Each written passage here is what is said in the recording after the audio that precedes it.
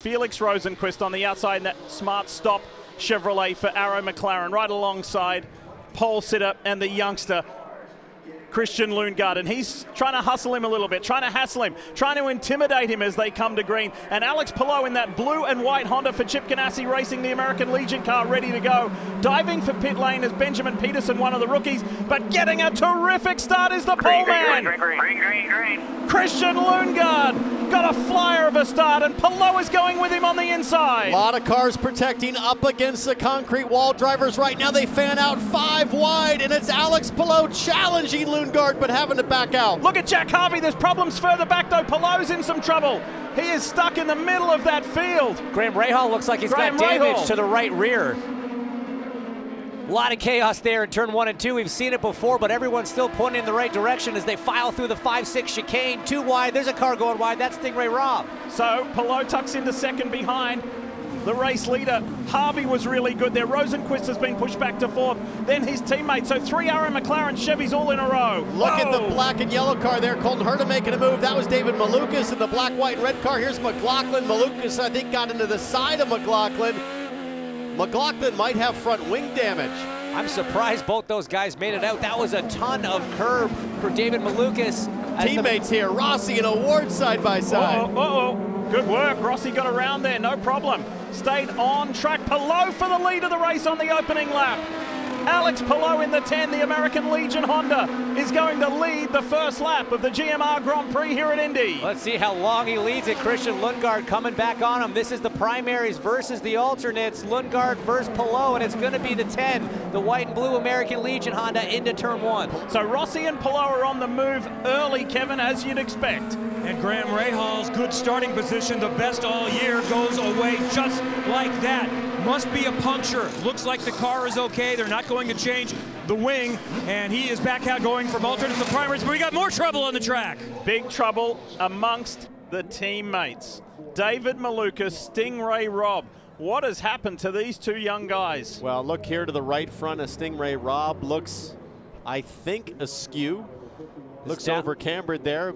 Perhaps there was contact. Dale Coyne Racing with HMD Motorsports and Dale Coyne Racing with Rick Ware Racing.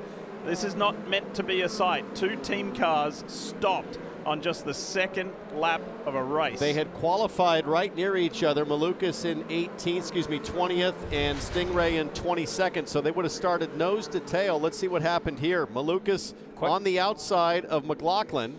Oh, he came right across. Well, he was too wide, but then squared up and kind of backed out and then went right behind. Let's take another look at it.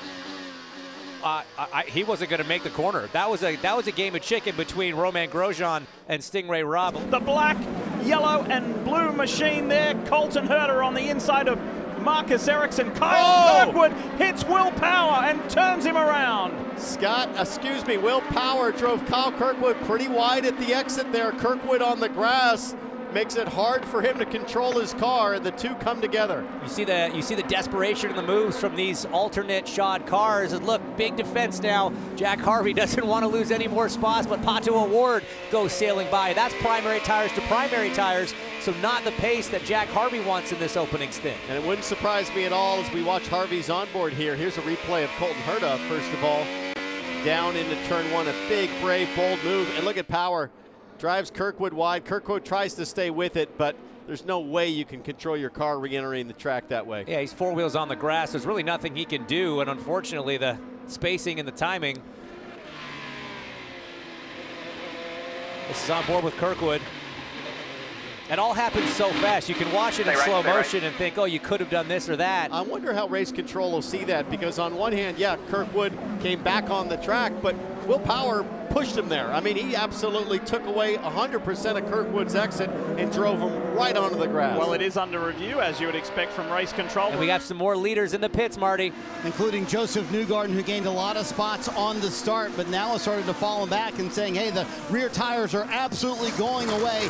For years, Townsend, this has been an alternate tire race. I've got to wonder if the primaries might be the better tire on the longer run. Lundgaard is just eating up Alex Palou, who just said a moment ago, my rear tires are absolutely gone. Grosjean also wanted off the alternate tires. He's putting on down primaries as well, and a big wing adjustment. So these primaries really holding on well at Indy today. Guys, look at the gap between Palou and Lundgaard. It's down a second just in the last 2 laps.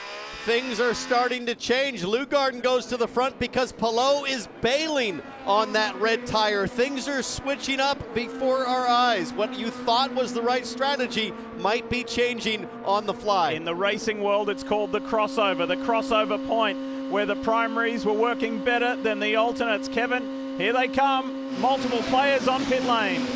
He's going to go to a set of the Firestone primaries. These are the black sidewalls. They're not quite as quick, but they will last longer, Marty. Kevin, it's funny that Alex Palou was the one who told me after the first practice Saturday, I think this could be, or Friday, I think this could be a primary race during the race on Saturday. He is going to go to those primaries here. Could not stand it on the alternates anymore, and they just asked Christian Lundgaard a moment ago, can you stay out longer? He said, absolutely, I feel fine right now. No handling issues at all. Interesting. It's a tight exit here. Is that Rinus VeeKay that he's come out right in front of? On those hot tires behind him, it's got to work hard to keep him behind, but here we go. Check this out, the difference between the blue and white American Legion Honda, and look behind, here comes Lundgaard. Oh, yeah. In that Hy-Vee Honda. Lundgaard's red tires are primed and ready to go. They are at max grip right now. He should be able to catch Palou very quickly. Marty Snyder, what you got? How about the Arrow McLaren cars kind of running this as long as they could, pitting here on lap 23. Both Felix Rosenqvist and Pato O'Ward. Quick stops for both of them, happy with the handling of the race car.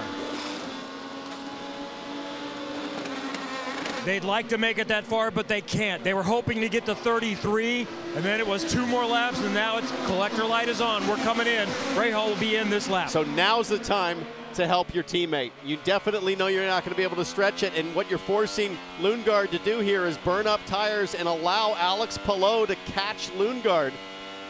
Yeah, it's too late. I mean, he's coming in in 5 corners. Yeah, but even right here, they missed an opportunity. Look big at time this. As Roman Grosjean's making it 3 wide with Scott McLaughlin and Marcus Armstrong in turn 1.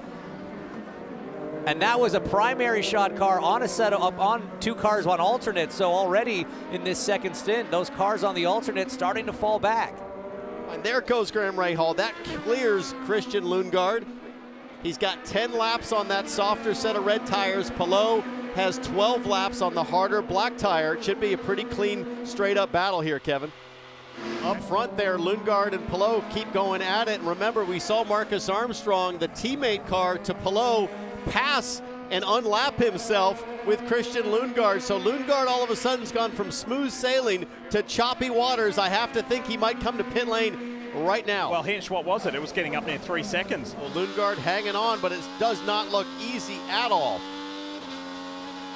Has not had a race victory since Mugello in Italy in 2020. He's fighting for his very first IndyCar win here against an IndyCar champion in Alex Palou, who goes to the lead again in this race. James, do I get the feeling that Lundgaard waited maybe 1 lap too far? And look at that right front starting to cord up. The left front doesn't look great.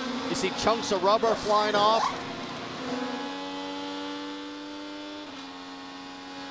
It is on at the front. And yes, that's the view from the Hy-Vee Honda of Christian Lundgaard, and that is Pato O'Ward now ahead of him.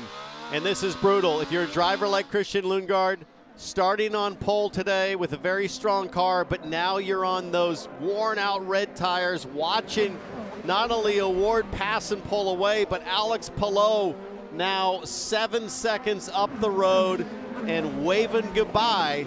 Lundgaard's been doing a brilliant job to try to hang on to this podium spot, but it just doesn't look like it's going to happen as Rossi makes his move. Finally, the patience, the persistence has paid off. Lundgaard tries to respond, but he can't. Rossi's got him and he's gone.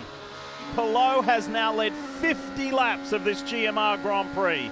Only 2 laps stand between him and his first win of 2023. And he told me earlier this week, he said, last month of May at Indianapolis for us on the team was not good. I am determined to turn that around early at what he considered not one of his best racetracks. 7 races here, just 1 podium. Now it looks like it might be a win. And Townsend, I don't know if you agree, but this season for Palou kind of reminds me of his championship year. Very solid, taking advantage of quick cars when he could get his first win as he comes to the white flag. Yeah, but think about what he told us at dinner last night when you said to him, hey, your consistency's been great. You've had the best, worst result. He said, yeah, that's one thing, man, but you've got to go win. Yeah, he corrected me right away. He's not thinking about minimizing bad days. It's all about this right here. 1 more lap to go at Indianapolis at the front. This guy told us when he showed up on the scene as a rookie, I am a warrior. He's proven it today. Alex Palou has finished runner-up in the Indianapolis 500. He finished runner-up to Helio Castro-Neves back in 2021 when Helio won his 4th. It was a great result, but it kind of irked Alex Palou because he felt as though he could have won the greatest spectacle in racing. However, what a way to start the month of May, because not only is he going to get his 5th career victory, all on road courses. He's never won on this road course, as Marty mentioned, but he is going to elevate himself to the leader of the NTT IndyCar Series Championship points going in to his Indy 500 campaign, and do it with authority. Look at that, 15 seconds out in front. The 26-year-old Spaniard, quietly spoken, but as soon as that helmet goes on, he goes to work in the most emphatic way. And look at this. Alex Palou comes onto the front straight here at the Indianapolis Motor Speedway. Alex Palou wins the GMR Grand Prix at Indy for Chip Ganassi Racing in the American Legion Honda. Good job, boys. Thank you so much. Yes! Yes!